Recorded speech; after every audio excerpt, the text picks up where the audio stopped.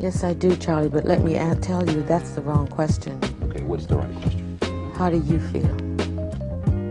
Not you, Charlie Rose, but don't you understand that the people who do this thing, who practice racism, are bereft? There is something distorted about the psyche. It's a huge waste, and it's a corruption and a distortion. It's a profound neurosis that nobody examines for what it is. It feels crazy. It is crazy. And it has just as much of a deleterious effect on white people, and possibly equal as it does black people. I always knew that I had the moral high ground all my life.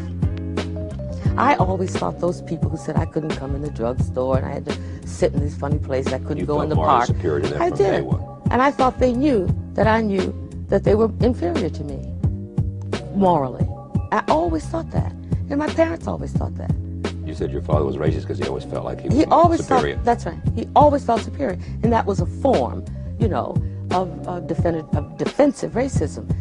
But if the racist white person, I don't mean the person who is examining his consciousness and so on, doesn't understand that he or she is also a race.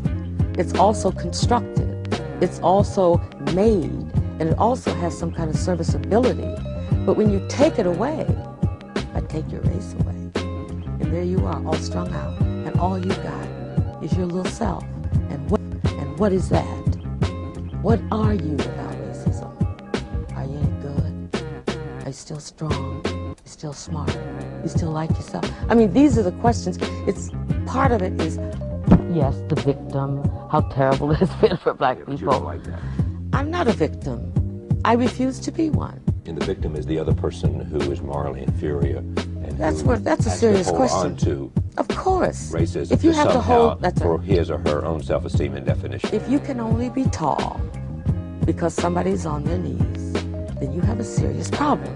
And my feeling is white people have a very, very serious problem. And they should start thinking about what they can do about it. Take me out of it. Then give white people some free advice.